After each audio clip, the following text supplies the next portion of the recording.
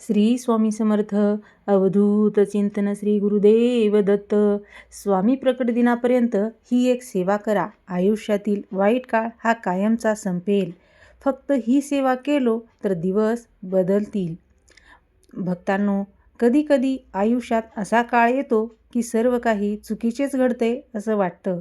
कामं होत नाहीत, पैसे अडकतात, घरात शांतता राहत नाही, मन सतत चिंतेत असतं.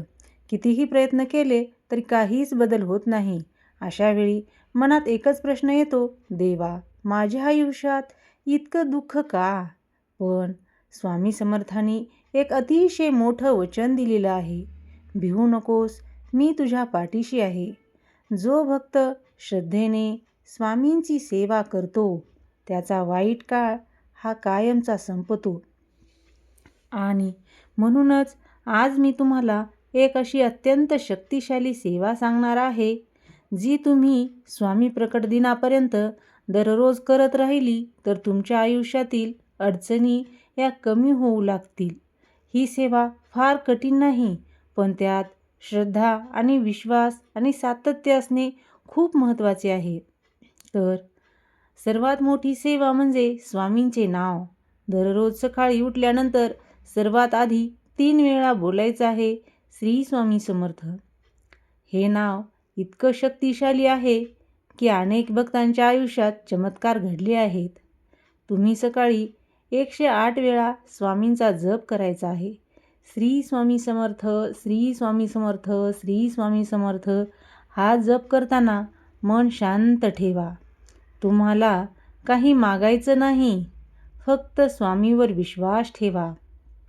कारण स्वामी समर्थ म्हणतात, जो माझं नाव घेतो त्याची जबाबदारी ही माझी. जर तुम्ही हा जप स्वामी प्रकट दिनापर्यंत रोज केला तर तुमच्या आयुष्यात बदल दिसायला लागेल. दररोज सकाळी संध्याकाळी स्वामींच्या फोटोसमोर किंवा मूर्तीसमोर एक दिवा लावायचा आहे. तो तुपाचा किंवा तेलाचा कोणताही लावू शकता. तूप असेल तर तुपाचा लावा. दिवा लावताना एक वाक्य बोला, स्वामी, माझ्या आयुष्यातील अंधार दूर करा. हा दिवा म्हणजे तुमच्या श्रद्धेचा प्रकाश आहे. ज्या घरात दररोज दिवा लागतो त्या घरात नकारात्मक ऊर्जा टिकत नाही. अनेक भक्त सांगतात की फक्त दिवा लावायला सुरुवात केल्यावर त्यांच्या घरात शांतता वाढलेली आहे. गुरुवार हा स्वामींचा दिवस मानला जातो. त्या दिवशी शक्य असेल तर स्वामी मंदिरात जा. नारळ किंवा फूल अर्पण करा. गरीब व्यक्तीला अन्न द्या. जर मंदिरात जाणे शक्य नसेल तर घरीच स्वामींची पूजा करा. गुरुवारी एक गोष्ट नक्की करायची आहे. एका व्यक्तीला मदत करायची आहे. ते पैसे असू शकतात, अन्न असू शकतं किंवा एखादं चांगलं बोलणंही असू शकतं. स्वामी समर्थांना सेवा आणि दया खूप प्रिय आहे. दररोज 10 मिनिटे तरी स्वामी समर्थांची कथा ऐका किंवा वाचा. समर्थांच्या कथा ऐकल्यावर मनात विश्वास वाढतो. अनेक भक्तांच्या आयुष्यात स्वामींनी संकटातून कसं वाचवलं याच्या कथा आहेत. जेव्हा तुम्ही त्या कथा ऐकता तेव्हा तुमच्या मनात एक भावना निर्माण होते, स्वामी माझ्याबरोबर आहेत. ही भावना तुमच्या आयुष्याचा मार्ग बदलू शकते. स्वामींची सेवा करताना एक नियम ठेवा. तो नियम काहीही असू शकतो. जसे उदाहरणार्थ, खोटे बोलणार नाही, कोणाला दुखवणार नाही, दररोज एखाद्याला मदत करेन. हा नियम तुम्ही स्वामी प्रकट दिनापर्यंत पाळा. नियम पाळणाऱ्या भक्तावर स्वामींची कृपा ही लवकर होते. जर तुमच्या मनात एखादी इच्छा असेल तर ती कागदावर लिहा. तो कागद स्वामींच्या फोटोसमोर ठेवा आणि बोला, स्वामी, ही इच्छा तुमच्या चरणी ठेवत आहे. योग्य असेल तर ती पूर्ण करा. यानंतर ती इच्छा विसरा. वारंवार मागू नका, कारण स्वामी समर्थांना माहिती असतं भक्ताला काय द्यायचं आणि कधी द्यायचं. स्वामी समर्थ म्हणतात, भक्तांनो, श्रद्धा ठेवली तर मी त्याच्यासाठी अशक्यही शक्य करतो. म्हणून जर तुमच्या आयुष्यात वाईट काळ सुरू असेल तर घाबरू नका. कदाचित तो काळ तुम्हाला काहीतरी शिकवण्यासाठी आला असेल.